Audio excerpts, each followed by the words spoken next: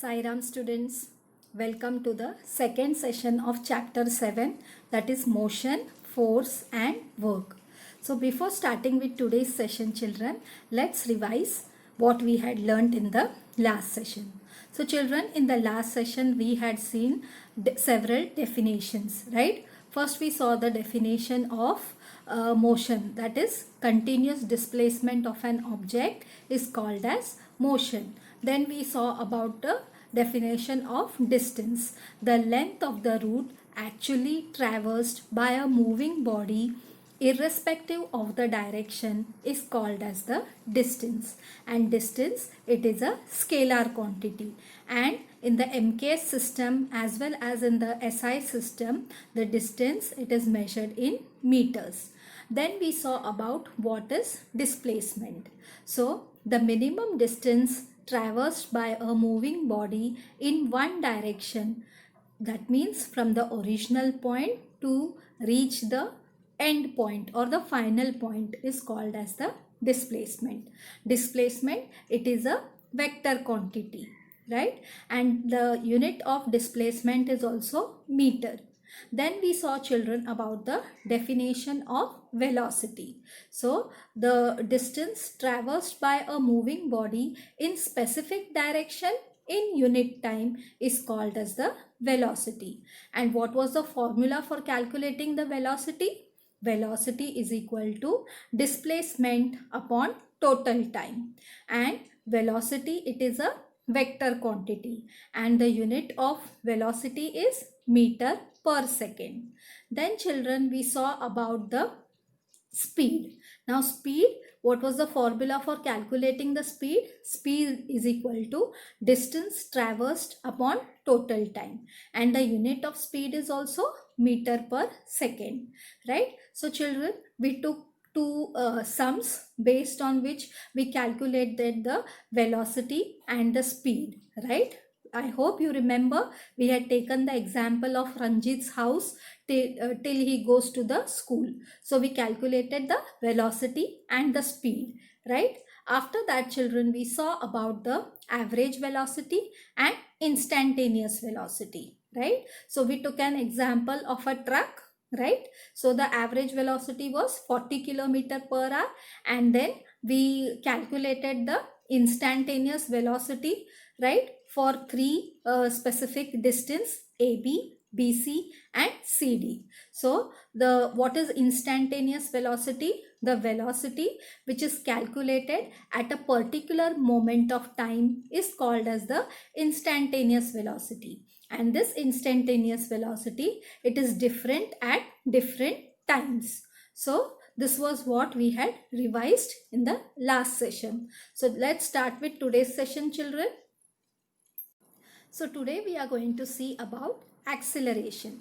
Now acceleration is equal to change in velocity upon time taken for change. This is the formula for calculating acceleration. So we had seen yesterday children the example of the truck. The truck covered distance AB at the velocity of 60 km per hour, BC at 30 km per hour and CD at 40 km per hour. So the velocity for distance CD is greater than the velocity for distance BC. So why is it greater? Because CD was 40 km per hour and BC was 30 km per hour. So 40 is greater than 30. So that's the reason the velocity for distance CD is greater than the velocity for the distance BC. So now children, we are going to see about, we'll take some examples of acceleration, right? So now the truck driver increases or decreases the velocity of the truck by means of accelerator. Yes, so in the car also there is an accelerator, where in all the vehicles there are accelerators. So right, with that they can increase or decrease the velocity, right? Now children, you might, when you were small, you might have played with a toy car, right? The toy car with a clockwork spring, right, which works on the spring. So this toy car, which works on the clockwork spring, right? When you release it on a flat floor after winding up the spring, you will see that the car, it will go in a straight line, right? Now when it is hit on one side, what will happen? It will change its direction and then it will keep on going in that direction only, right? And if it is hit by a wall, then what will happen? The car, it will stop over there. So that means, what is it? Why? It means that the velocity changes, right? So why does this car stop when it hits the wall? Because the car, it comes in contact with something external to it, right? So then let's take an example of a football player, right? So on the football ground, when these players are playing football, what they do, they kick the ball. So right, when they want to change the direction by kicking the ball, so what happens? That when the direction changes, the velocity of the ball also changes. That means acceleration has taken place. So the interaction that brings about the acceleration is called as the force, right? So I hope students, you have understood these three examples. The number of seconds required for this change in velocity to take place, the change in velocity per second can be deduced, and this is called as acceleration. Acceleration, it is a vector quantity and the unit of acceleration is meter per second square. So acceleration, it is a vector quantity and the unit of acceleration is meter per second square. Now let's move to the next one. What is force, right?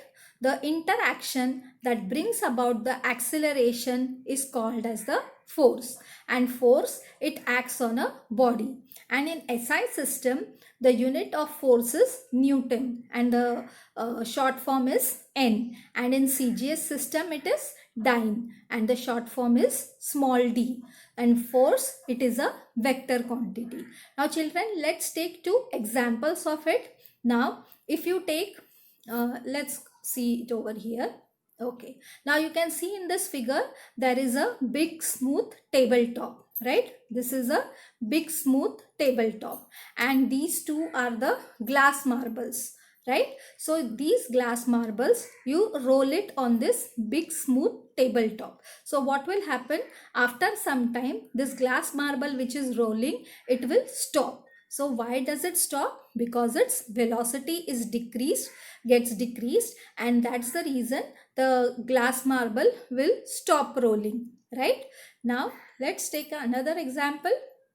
Now you all like to play carom board, isn't it? It's a favorite game, right? So in the carom board, what happens? This is the carom coin, isn't it?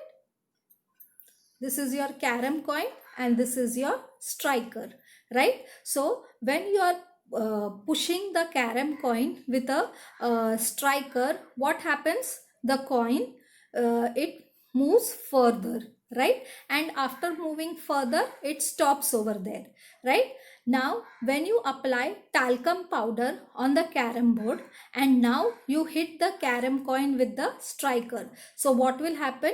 The coin, it will move more further, right, with a than the earlier one, wherein you had not used the talcum powder and simply you had pushed the striker to the carom coin. But when you put the talcum powder, it will move more further, right?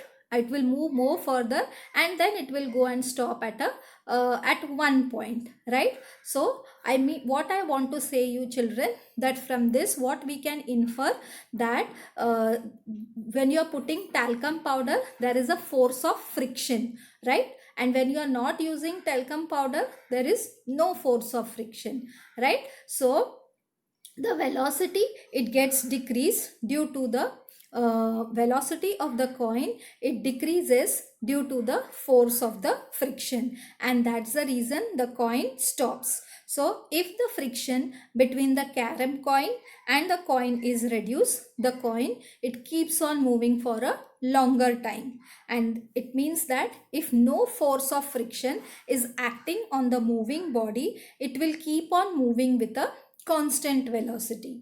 So I hope students you have understood both these examples related to force. So, Sir Isaac Newton, he was the first to study about force and the resulting acceleration. So, what is Newton's first law of motion? If no force is acting on a body, its velocity does not change. That is, the body does not accelerate, right? If the body is stationary, it will remain stationary. Stationary means at one position. So, if the body it is at one position, then it will remain at that position only. So, but if it is in motion, it will continue moving with the same velocity and in the same direction. But if that body is in motion, if it is moving, then what will happen? It will move with the same velocity and the same direction. So, this was about the Newton's first law of motion. Now, you can see over here, children, there is a diagram, right? It is related to force, displacement and work. Now you can see over here, this is a table, right? This is a wooden block. This is a pulley and this is a weight over here, right? Now this is a string, right? So this string, it has been attached to the wooden block, right? And then it is passed on over the pulley and then it is attached to a weight, right? So what happens after some when a weight is attached over here, this wooden block, it will move forward, right? So that means the wooden block has changed its position, it has been displaced, right? So as per the weight, how much weight you apply, depending upon that, the wooden block will change its position, it will move forward, right? So we can say that the wooden block has been displaced, that means displacement has taken place, and then we can say that because of displacement, that force has done some work, right? Because the weight which is there, it is more in weight, right? So that's why the wooden block, it comes forward, right? So so students, I hope you have understood this about force, displacement and work. Now work means W, right? Done by the force is equal to force, that is F, applied to the body into displacement of the body that takes place in the direction of the force. So the formula for calculating work is equal to force into displacement. The S is nothing but displacement, right? And F is force. So in SI system, the unit of work is joule, that is capital J, and in CGS system it is erg, ERG, right?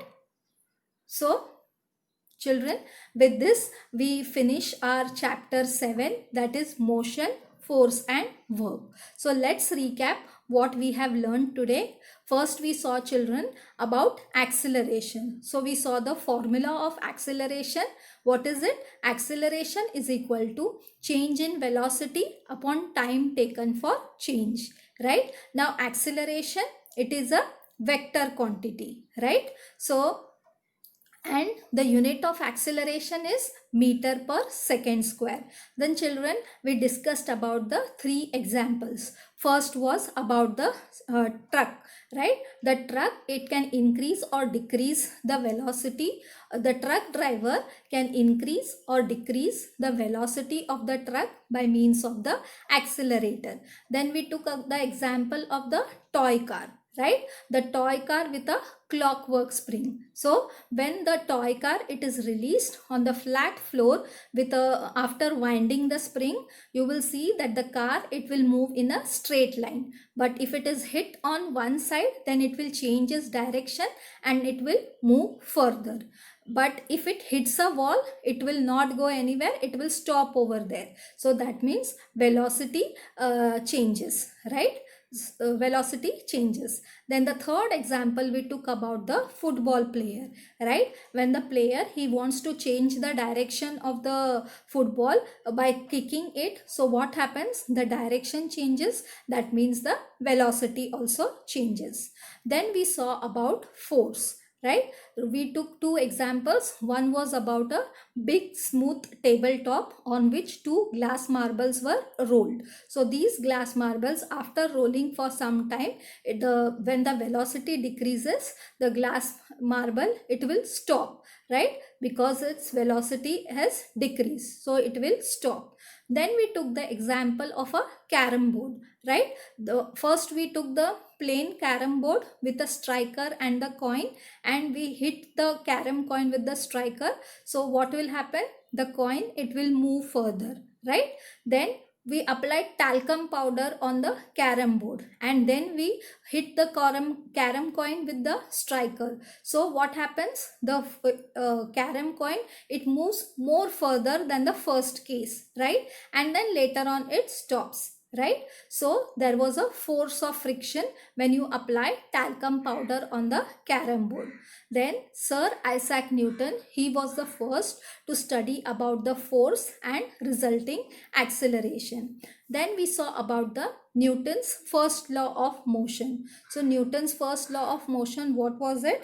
That if no force is acting on a body, then its velocity will not change. That is, the body, it will not accelerate. If a body is stationary, it will remain stationary. And if it is in motion, it will continue moving with the same velocity and in the same direction. Then children, we saw about the force, displacement and work. So wherein we had taken an example wherein the wooden block, it was a string was attached to it, and the string, it was passed over a pulley, and then that string was attached to a weight, right? So depending upon the weight, the wooden block which is there, it will move forward. That means when it moves forward, that means the position has changed and displacement has taken place. Now due to displacement, we can say that the force has done some work, because force is your weight which was attached to the other end of the string, right? So because that weight was heavy, the wooden block, it came forward. Then we saw that the formula for calculating work is equal to force into displacement, that is W is equal to F into S, and the unit of work in MKS system is joule, right? Joule, that is joule, short form is J, right? And in CGS system is erg, ERG, right? And the unit of force is Newton, right? In MKS system, and in CGS system it is dyne, DYNE, that is small d, and Newton, it is denoted by the capital letter N, right children? So with this, I hope you have understood this whole chapter. So we'll meet in the next session with a new lesson. Till then, goodbye.